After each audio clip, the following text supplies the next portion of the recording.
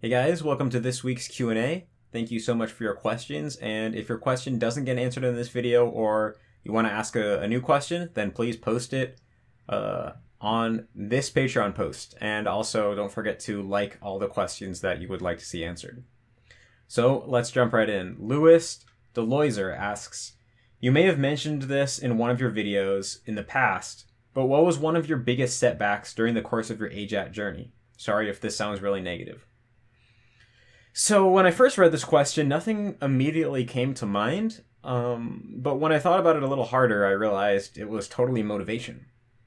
There were 2 points in my, journey learning Japanese where my motivation really took a plunge, and that was when I first came back from Japan. Because about 6 months into doing AJAT, I went to Japan for a study abroad. I had an awful time, as many of you probably know, and I ended up coming back early before the study abroad period actually ended. And I became very disillusioned with Japan. It was nothing like I imagined it was going to be. It was nothing like anime at all. I just had a really awful time, and it really felt like, what was the point of learning Japanese? What's the point of continuing to learn Japanese? I really kind of felt like I didn't want to have anything to do with Japan or Japanese culture. And I got really close to quitting that time. I really sat down and thought, like, should I just quit? Because either, at that point I wasn't fluent yet. I was had some ability, but I wasn't fluent. So it really felt like if I don't continue to study pretty hard, I'm just going to slowly get worse over time and eventually forget what I know. If I do, and so the only other real alternative is study really hard and eventually approach fluency. So it really kind of felt like an all or nothing type thing. It was either I continue to get better at Japanese or I just give up and let myself forget it. Maintaining my super low level that I had wasn't really, interesting to me at the time. And I ended up deciding to continue to study Japanese just because basically of the sunk costs that I had, and basically because I didn't know what else to do. Like, being obsessed with Japan and Japanese was kind of almost like a survival mechanism for me. It was like my whole life had been oriented around that for about a year, and so basically I just didn't know what else I would do if I wasn't going to be doing Japanese. So kind of just out of that pressure, I just kind of convinced myself it was what I wanted to do, when in reality it wasn't really. And then about 5 years into learning Japanese, after I was quite fluent, I had another big motivational kind of breakdown once I realized that I'd kind of been bullshitting myself that whole time. I never really liked Japan that much. I never really liked Japanese that much. I had a lot of kind of unpleasant experiences hanging out with Japanese people at my college. I realized they were never going to really accept me as one of them. I was always going to be an outsider to a certain degree. Kind of realized that, language ability isn't really that useful in a certain sense, because I'm just learning how to do what I could already do in English. And, studying itself got really stale. It was kind of just, there was continually diminishing returns, and improving became harder and harder, even though I still felt like I wasn't even close to where I wanted to be. And that was about when I made my 3-hour video, when I really kind of felt like, okay, screw this, I'm done with this. And I eventually just kind of got over that by becoming more mature, and kind of picking up meditation and learning how to basically see Japan in a more objective way, not see Japan from my limited view of what I wanted it to be and what my expectations were. And basically just getting, again, kind of being real about the sunk costs and realizing that, hey, I've come this far, I've sunk this many hours in, and although if I could go back, I probably wouldn't do Japanese. Because I've come this far, I think it is worth it for me to keep going, at least for this period of my life, while I transition to doing something else. And so, I mean, getting good at Japanese isn't, in a sense, is very easy, right? Because all you have to do is immerse and, make some flashcards here and there on the side. In another way, it's very difficult because it's such a long journey. Progress is so slow. And always, the goal feels like it continues to move farther away as you improve. It's like that, the horizon in the distance. So psychologically, it can be extremely difficult. And that's why I would say, really, my only significant setbacks were psychological. Yenis Summit, I don't know how to pronounce that, asks, should I read sentences aloud while doing reps? This is a good question. I get this question a lot. I don't have that clear of an answer. Basically, to walk you through the way that I think about this question, the first thing that you might think of is, oh, well, is it forcing output? Am I going to be building bad pronunciation habits by, as a beginner, pronouncing Japanese out loud?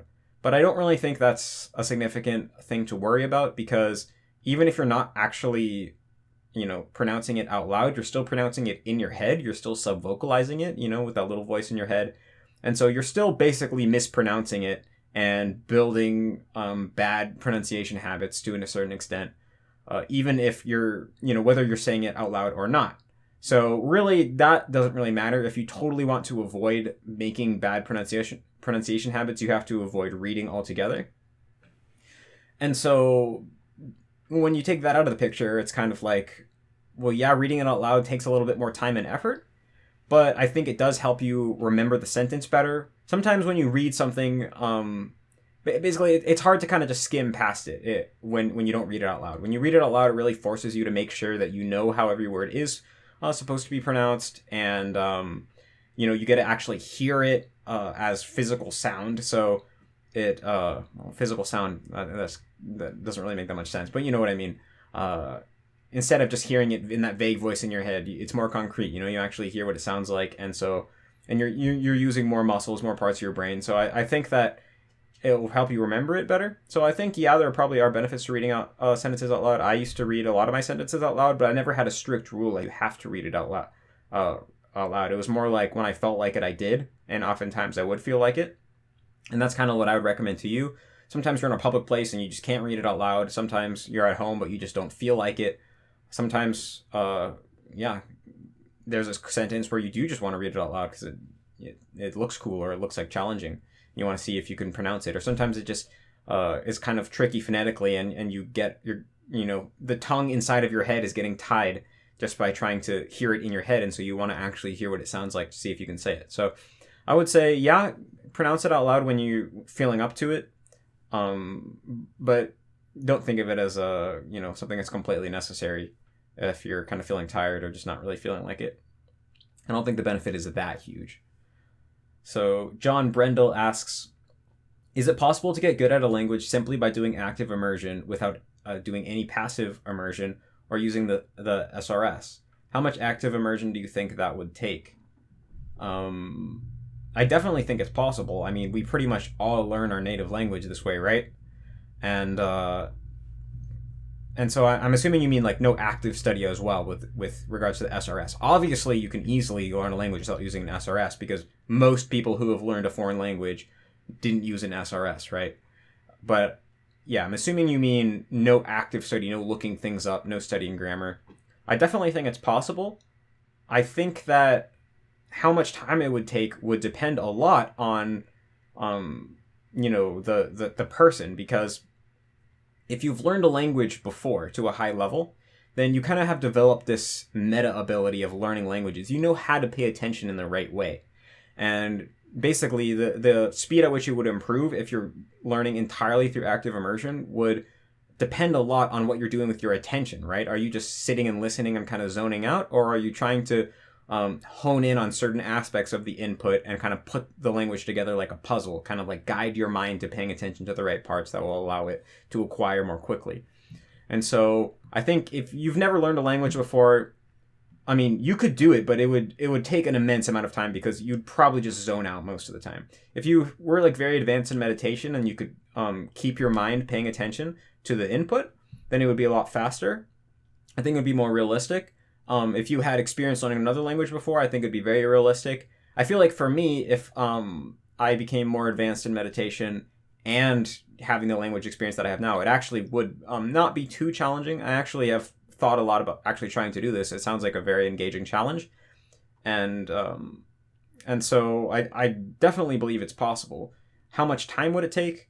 If you're only doing active immersion, I mean, that's so hard to say, right? I mean, I don't think anyone really knows that, because, I mean, basically we know that, for example, if you get, from 3 to 6 hours of active immersion a day, and then an additional like 3 to 6 hours of passive immersion, and you make like 10 cards a day, you can reach a high level of fluency in Japanese in like 3 years. But we don't really know how much of what parts of the process are aiding that much, right? It's like, is the passive immersion helping a lot or a little or none at all?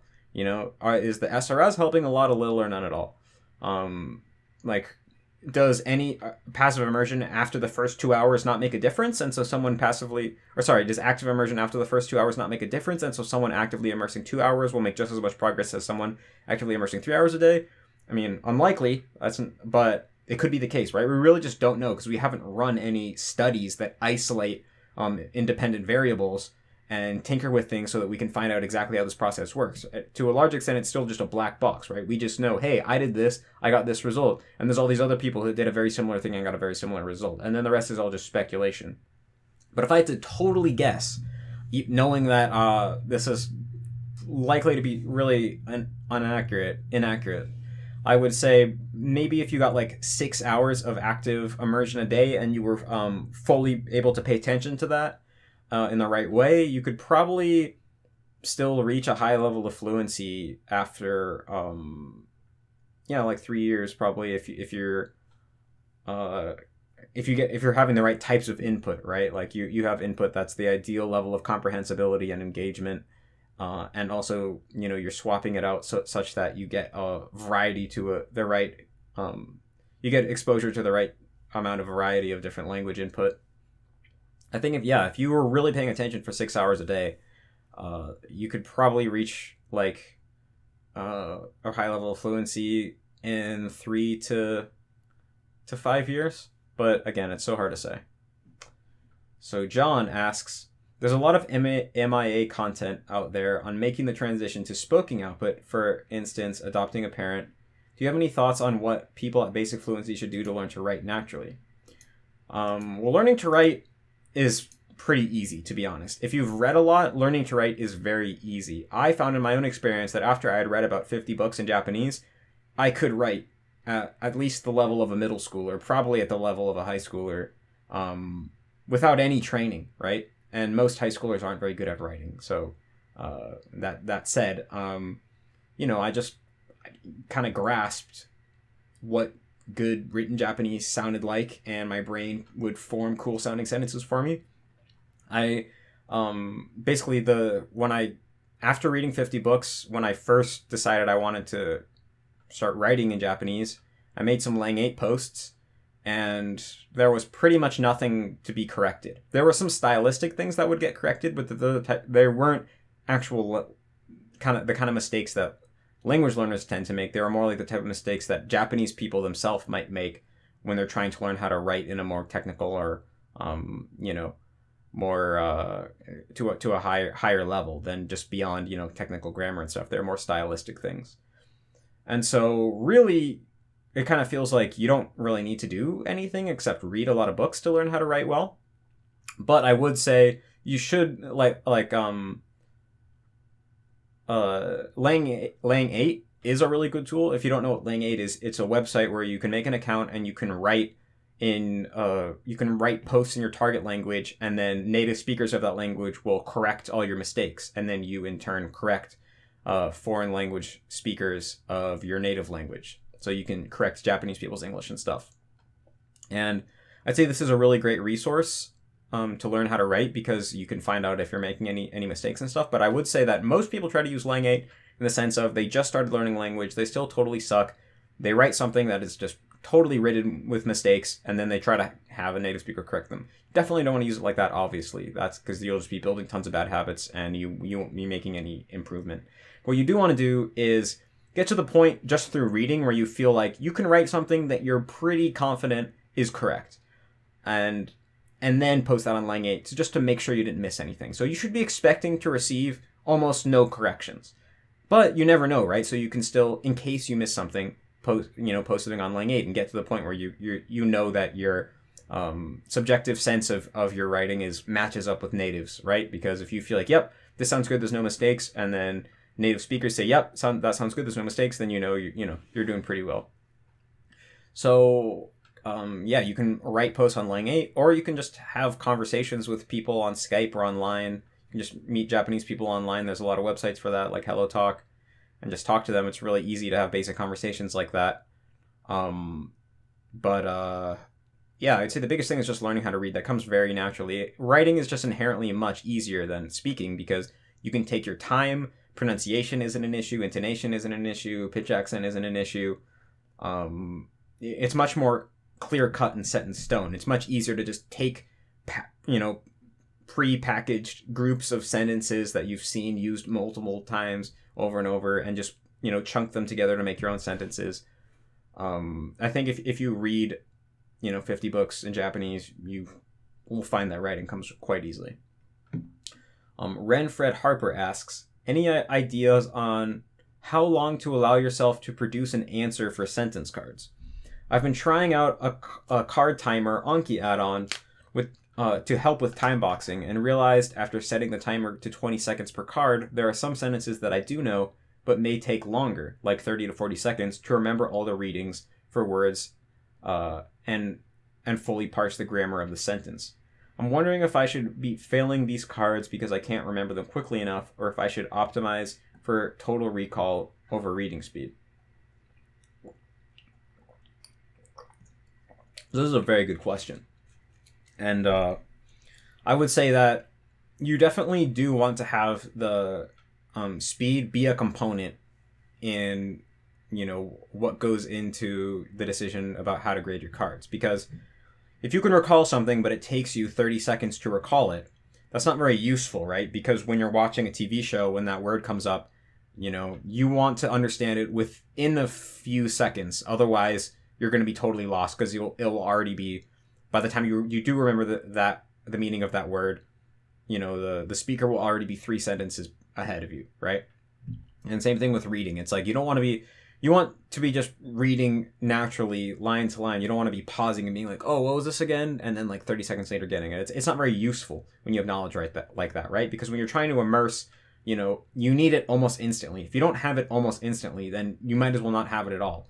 Instead, all you have is the knowledge that you are supposed to know this, or that you have a card for this, and you don't actually have the knowledge there. So I would basically say, when you read the sentence, if it really takes you more than 10 seconds to read the sentence, then I would say, well, you got to think about it. You got to think about you want to be able to read and comprehend the sentence probably within 10 seconds, right? Because if you think about it, when you're reading in English, almost everything is literally instantaneous. When you see a word, subjectively, it feels like the moment you've seen the word, you've already understood it. In reality, there might be a delay of a certain amount of milliseconds, but it's so fast that it feels almost literally instantaneous, right? I'm looking at words on the screen right now. The second I see a word, I've already read it. And so in English, if you came across a word and you couldn't remember how it was pronounced or something, when you think about it, if it took you 3 whole seconds to be able to remember the pronunciation of a word, that would feel like, oh, wow, I was rusty on that, right? So 3 seconds, if it was your native language, would already be pretty bad. And that already feels like a long time subjectively. If you're reading and you're in the flow of reading a book in Japanese, you're just going line to line, you're in the middle of a story, and it took you 3 whole seconds to recall a word, that would still be a significant road bump, right? If it took you 30 seconds and you were just racking your brain, you might as well not know the word. So I would say, you want, if it takes you more than 3, 4, or 5 seconds to remember any one component of the word, then that's probably not at the standard that you want it to be at. But the real question you have to ask is, if you failed the card, would that improve the chances of you recalling the speed? Because it might just be that it's that card is too difficult, or there's something weird about the card, or yeah, it might just not be clicking, right? So it might be something that's intrinsically wrong with the card, at least at this point in time, right? It could be that after you get better, it would be no problem, but right now you added this card, turns out it wasn't really I+1, so it continues to give you trouble. Or maybe you just have some memory interference going on, right? Maybe there's this one word that you just always confuse with this other word, and so when it comes up, you're like, oh crap, this is the one I always get confused with that other word. Is it this one or is it that one?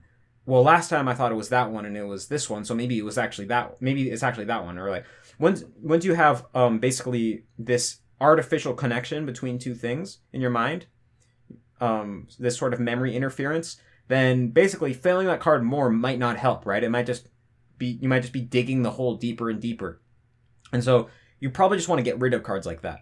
And so what you really want to do is when you're reviewing, saying, okay, there'll be some cards, like you said, you know them. You read it, you understood it, no problem.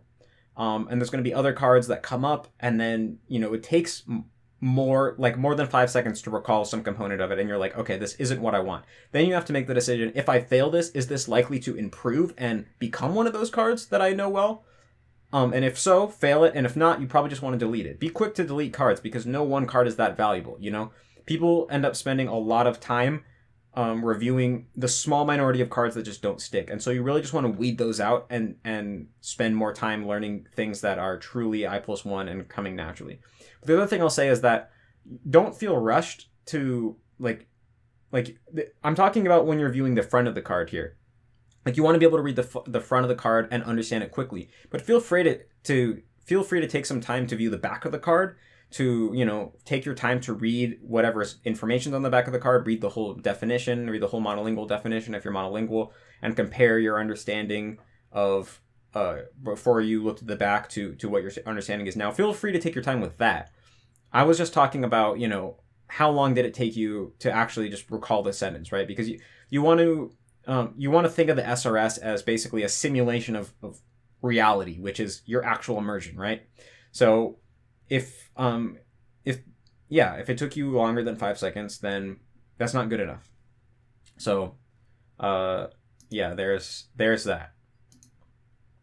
And I'll just say, you don't have to be too strict about it. Like, it's cool if you have that add-on, the time boxing add-on, but I feel like that would, at least for me personally, that would make it much more stressful, because then not only do you have the normal experience of, okay, I have to try to recall it quickly, but it's like you have this extra sense of like, oh crap, like the clock is ticking, there it is, I only have a few more seconds, what is it, crap, and that might make it more stressful. So it might be good to just get you in the kind of general sense of, picking up the pace when you're reviewing and knowing, quickly making the distinction between what you know well and what you need to brush up on. But ideally, at least for me, I wouldn't use an add-on, and I wouldn't actually be timing it that closely. It would just be a general sense of like, this is longer than I'd want. This took me longer than I'd want. I'm going to fail it or whatever. So Robin Coster asks, so since I'm only doing audio cards for now, I'm at around 1,000. I'm wondering if this is really it. With audio cards, you are kind of lazy. All you have to do is getting the meaning of the word. But with text cards, you have to get the meaning and have to get the exact way the word is read. You could say you have to produce some Japanese from memory. The thing is now that I can read a lot of stuff just from memory because I heard the words often enough, but the process for that is really slow. I'm adding 10 cards each day, and I would say that I couldn't read most of them in the wild because my brain isn't trained to produce this kind of stuff. As one would say, more reading is the answer. I will definitely get into that, but what are your thoughts about only audio versus pure text cards? Well, I'm kind of getting the sense that you're misunderstanding the purpose of audio cards, because the purpose of audio cards isn't to help you be able to read words. If your goal is to be able to read words, you should just make cards that have you practice reading words, right?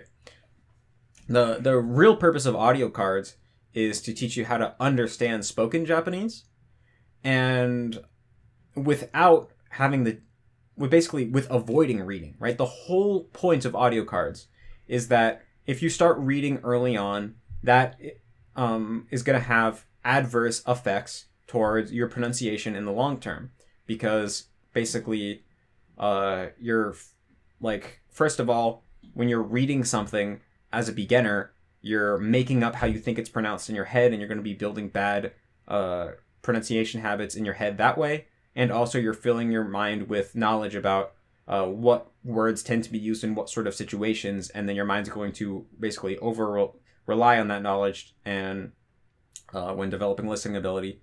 and that's going to keep you from developing the ability to hear tiny nuances in sound, which are necessary to have a good accent.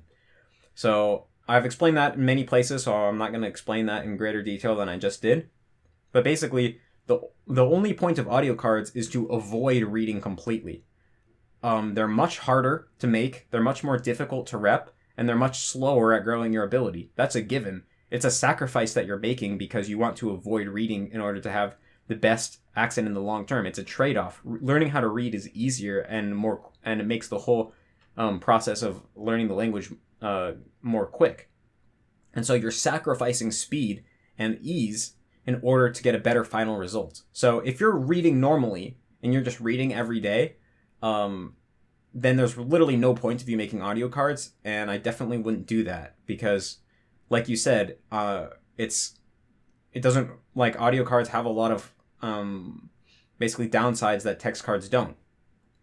Like, first of all, the goal of an audio card is to help you be able to understand the target word when you hear it in real spoken Japanese. So it doesn't matter whether you can read it or not, because that's not the goal of the card, right? The goal of the card isn't to help you read the word, it's to help you understand it. And so if you could understand the sentence, like, you know, the front of your card is just an audio clip of a sentence, and you could understand that, and it has the word in it, well, that probably means that you'll be able to understand that word in another sentence when it comes up in your immersion.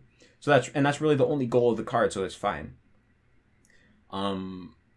But yeah, it's a lot harder to learn from just sound alone, especially at the beginning. It's a lot easier to learn from text. It's much more crisp. You can see it there. It's easier for your mind to grasp. And although you still are recalling something with the audio cards because you're recalling the meaning and you're associating that to the sound, yeah, it takes, in a way, you're producing more when you have to recall the reading given the kanji. So if you're not doing the perfectionist approach or the perfectionist path, and you're just trying to learn how to read and understand spoken language at the same time, then I definitely wouldn't recommend doing audio cards.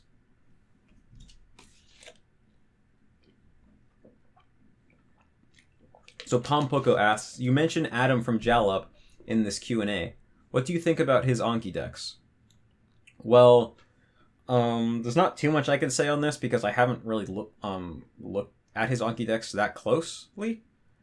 But many years ago, I had a friend who basically was into Jallup for a while, and then eventually kind of became more of an age adder.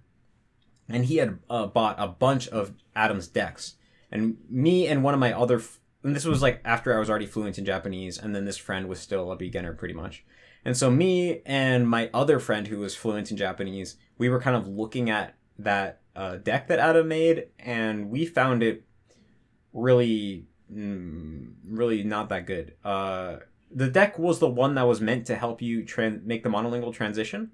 And I remember the sentences that he had were like super unnatural. It was like no one would ever say that, and it was kind of really forced. You could tell like, hey, he needed a sentence that uses this word that is I+1 for the person doing the deck, but there was no real sentence that met that criteria, so he just made one up that was like super unnatural.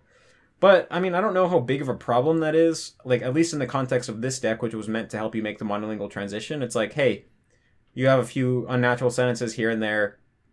If it helps you, if it meets the pragmatic need of trying to make the monolingual transition, then that's probably fine. It's not going to be detrimental or anything. I think, so my impression was that, yeah, they're not that great, and I kind of was really making fun of them when I first saw them. But I think that overall, I mean, the thing with Anki decks is that, like, you don't get good at Japanese through an Anki deck, right? All memorizing flashcards does is prime your brain to take away more from your immersion. And so it doesn't really matter that much, like, whose deck you're using or, like, what the specific attributes of the deck are. I mean, they're kind of all the same. It's kind of really small details from the big picture perspective. So I'm sure they're good enough. I'm sure they're fine. And, like, I'm sure they're not so bad that they don't do what they're supposed to do. I'm sure they do what they're supposed to do. And I also don't think that they have anything special that you can't get anywhere else, right? So I don't remember exactly how much they cost, but I remember them being like, if you bought the whole set, you would be dumping multiple hundreds of dollars. Definitely don't think they're worth that much. You definitely can get all that benefit with resources that are totally free. But if they were free, maybe they would be fine. But like I said, I haven't really taken too close of a look at them, so I can't really say much on that. So Meow asks, as I'm hitting my first year of following the mass immersion approach, I'm realizing that the only content I truly enjoy is text only, and my audio is almost purely passive. I understand enough now that it's almost impossible for me to watch a show when I can do something genuinely interesting like reading, playing dialogue-heavy video games, browsing the internet, following Japanese Discord conversations, etc. I never watched TV in English except for when I was an infant. It's the most boring thing to me. Japanese anime and movies were the first experiences I had with actually watching TV, but now that my comprehension has gone up, I find it almost as boring as I find English TV. So my question is, how detrimental is this 80% text-based approach? Obviously my pitch is going to really suffer since I know a ton of words that I never actually heard before, but what else? Secondly, do you have any possible workarounds for this? Are there any things to immerse with that have audio that aren't TV shows, anime, etc. that I might have not thought of yet? For example, with video games, I love Final Fantasy, and it's extremely dialogue heavy, but rarely ever does it have voice acting. Animal Crossing is purely conversation based almost, but no voice acting. But again, no voice acting. Undertale, Deltarune are pretty good too because of all the dialogue, but no voice acting. So first of all, small point that I bring up before, but I still see people saying this, so I want to bring it up again. You say, obviously my pitch is going to really suffer, but it's not just your pitch accent that's going to suffer. It's all of your pronunciation, right? It's not, because like the same problems that are going to lead to you, like not knowing the pitch accent of words is going to apply also to, the subtle vowels and consonants and intonation patterns and all aspects of your pronunciation. So it's your accent as a whole, not just your pitch, that's going to suffer when you're talking about reading a lot and listening little. But so you say, how detrimental is this 80% text approach? So it's you kind of have to think of it like detrimental to what? Because if you're doing a lot of reading, you're going to get really good at reading. If you're doing almost no listening, you're not going to develop listening ability. So what are your goals? Like, why are you learning Japanese? If you're learning Japanese because you want to be able to enjoy the Japanese content that you like, and all the content that you like is text, then what's the problem, right? It's like why do you want to train your listening abilities if there's nothing that you want to listen to in Japanese, right? If you're talking about living in Japan and you're going to have to like interact with Japanese people a lot, and you want to be able to be fluent in spoken language because of that, then yeah, you have a problem. Well, to just break this down a little bit more, so if you're doing an 80% text-based approach and you have pretty much no active listening immersion, I don't think your listening abilities are going to develop significantly at all. You're not going to be really making progress towards the point of being able to like watch a movie without subtitles and understand it with like close to 100%. I think your listening abilities will grow marginally from the passive listening in combination with the text approach, but I mean, in combination with the reading, but they're never going to truly develop. So there is that, because it's like, hey, if you don't practice listening, you're not going to get good at listening. That's just how it goes, right? It's like if you don't practice something, you're not going to get better at it. But and so if that is a problem to you, like I said, I don't know what your goals are, but assuming that you assuming that, yeah, you want to go to Japan at some point and you want to be fluent in spoken Japanese, then I would say, yeah, the fact that you're doing so much reading and so little listening probably is going to have a very negative influence on your pronunciation in the long term. I don't know how much you care about that. A lot of people don't really care about that. So if you as long, you'll still be understood just fine. You'll probably have a noticeable foreign accent. If that doesn't bother you, then it's totally fine, right? Then you can develop listening abilities whenever. If you do care about your accent, then I would say you definitely probably want to like immediately switch to doing, like, especially if you've gotten really good at reading to the point where you can like actually read real things, no problem. And if you wanted to salvage your accent, I would probably say like switch to doing almost all audio at this point and take a total break from reading. if that really interests you, if you're really like, no, I want to get my accent really good. But just the fact that you came this far doing only reading and not listening, I'm assuming that that's not that important to you in the first place. But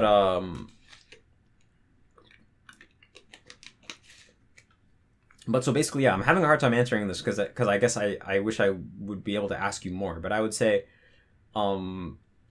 it's detrimental to your accent to having like a very native like accent into the long term. I would wager that.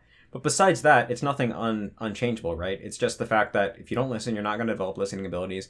If you decide you want to develop your listening abilities, you can go back and do that at any time. So it's not, I would say it's not really detrimental in any way. But when it comes to actually, if you do want to develop your listening abilities, you're going to have like, 2 hours, ideally 2 hours of actually actively listening to things each day, like 1 hour minimum, if you want to really start developing your listening abilities. And so if you don't like anime or TV, there's lots of stuff that you can listen to. I mean, there's podcasts that cover all sorts of different topics. I have a lot of Japanese podcasts that I listen to. There are Japanese speakers who give interesting lectures on YouTube that I like to listen to. Like, I love to listen to Okada Toshio. He gives talks about all sorts of stuff. Just the other day, he was giving this really interesting talk on YouTube. Well, they're live streams he does on Nico Nico Doga, but they get uploaded to YouTube. He was giving a talk about his predictions about what things are going to be like in the near future. And he was, talking about how YouTubers are probably going to go extinct because AIs are going to learn how to make YouTube videos, and they're going to make videos like one video every second, and lots of kind of like funny stuff. He's like a really smart guy that's like knows a lot, knowledgeable about a lot of stuff. And I mean, there's lots of documentaries that you can watch. There's audiobooks that you can listen to. You can watch Let's Plays of the video games that you like. Let's see. You can. There's also, yeah, like you can look up lectures and like things that you want to there's a lot of just like math and science lectures on YouTube. Like, you can learn almost anything if you just search like whatever you want to learn in Japanese and then kogi. Let's see. I mean, if you look around, there's lots of stuff. And there's also just YouTube videos. I think that was the last thing I was looking for. There's a lot of YouTubers who would just like only make videos about one specific thing. Like, there's a YouTuber who just make videos about Apple products. He has like multiple of every Apple product, and he just reviews them and talks about them and talks about accessories and stuff. If you were into exercising or working out or a certain type of diet, there'll be YouTubers that talk about just that thing. So I think if you look, a little harder, you should be able to find lots of stuff that are interesting to you in the language, and that aren't just TV shows, But if you do want to learn like normal speech, right, like everyday speech, you'll probably have to listen to content of just everyday speech, and the best place to find that is a TV show. So I mean, at the end of the day, you might still have a sort of dilemma of like, if you want to be able to have conversations about the weather, but when you listen to Japanese media that includes content that includes people talking about the weather, that's so boring for you that you can't stand it, then you either have to choose, okay, well, I'm just going to give up on trying to be able to talk about the weather in Japanese, or you're going to have to suck it up and then consume that content and find out how Japanese people talk about the weather in Japanese. So at a certain level, you might still have to just decide, make up your mind on that dilemma, which way you're going to choose, and it might kind of be a lose-lose either way. It is tough. I've definitely can relate to this dilemma. I've definitely felt like have had lots of times where there was nothing that I really wanted to consume in Japanese, and it felt like I was only doing stuff in Japanese because it was in Japanese. Because I had to keep getting better, or I didn't want to get worse. But it's kind of a thing that you can just push through, because if you just make up your mind and say like, hey, I decided I want to get good at this aspect of Japanese, so I'm going to listen to this. Then once you actually get started, it's fine. It's like doing your homework. It's like once getting started is really hard, but once you actually get started, it's not that bad. Like I wanted to get better at listening to the news recently, because I never really listened to that. I don't care about the news at all. I always cringe when they talk about sports in the news, like right after talking about some terrorist attack that just happened. and or like some really significant political event, and then it's like, okay, and now let's talk about sports. This random baseball team like won this tournament, and it's just like, why is that on the news? It's not relevant at all. How can you just talk about that like alongside things that actually matter to the world? But anyway, once I kind of got into the game of like, how much can I understand, you know, like how clearly can I hear the pitch accent, like, you know, can I keep up with all these huge numbers they keep throwing at me, and actually, instead of just going in my head and being like, oh, that was a big number, actually like conceptualizing exactly what the number was. It became more engaging, you know? And part of me still was like, yeah, I'd rather listen to like Joe Rogan podcast, or even just like a Japanese YouTuber that I like more. I still just did it because I wanted to improve, and it wasn't that bad. And I kind of got into it. And then when I started seeing my progress, because I would just listen to the news just every day in the shower, I started understanding like more and more. Then that itself was very, motivating, and it made the process more fun. So that's something to think about too. So Nico asks, retrospectively, I was thinking on how I managed to learn English, not my L1, and realized that most of my interest was on learning new stuff along the way, and English was the means to that end. Do you know good places to learn stuff in Japanese, online courses, forums, etc.?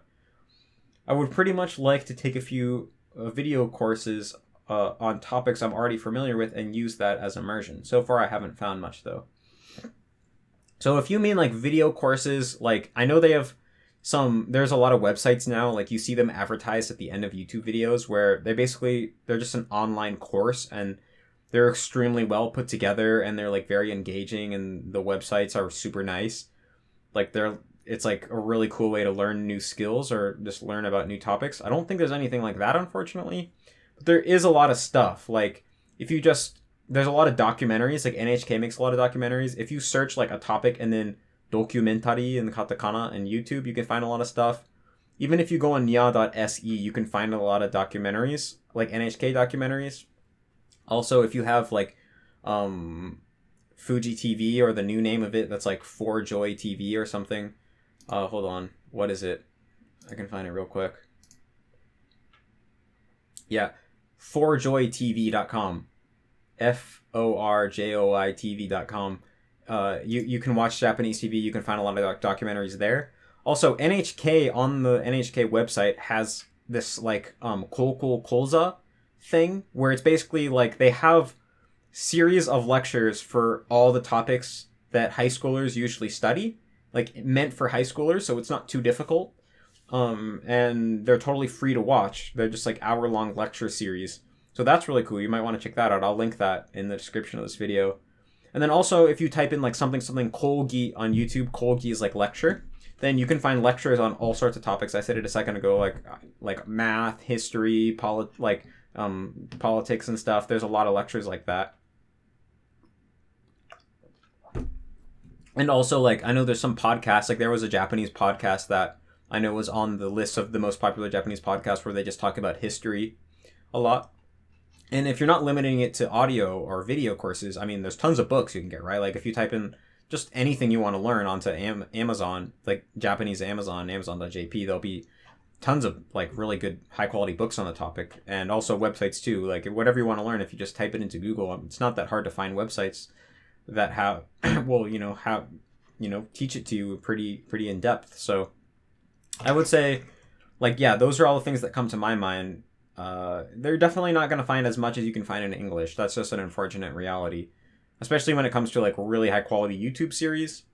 But the Koku Koza might be pretty good, and the documentaries are pretty good, and then books are probably your best bet if you want to kind of study something pretty comprehensively. So those are all the questions for today. Hope that was useful. Again, ask your new questions that you have, or old questions that didn't get answered. And thanks so much for supporting me, guys. I'm really excited to be able to continue to work on MIA like this.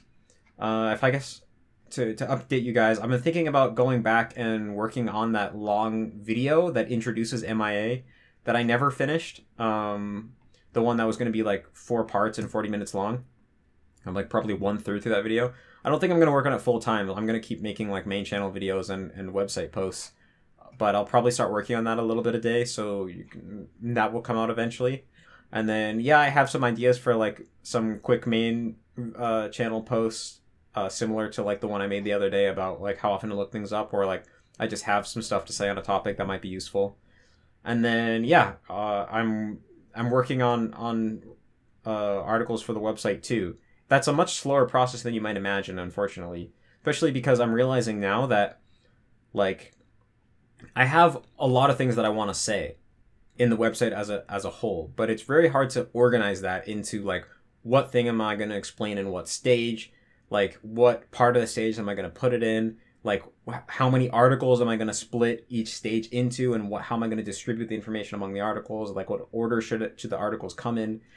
And so like I started writing a bunch of articles, and then like halfway through them realized that like basically I didn't really plan out thoroughly enough like where this was going to fit in to that big picture, and that basically like I would have to like basically completely redo it, because I like once I worked on more of the big picture, then I saw like, oh no, this article shouldn't be like this, it should be like about this, and it should be framed this way, and like half of this stuff I was talking about here should go in another section. And so basically I'm learning now like more and more the importance of like really planning out the big picture as best I can, and then working down into individual articles. I can't really just say I'll just start writing individual articles, and eventually it'll like emerge into a whole. Like if you do that, then the website's gonna end up like a clusterfuck, just like the AJAT website is.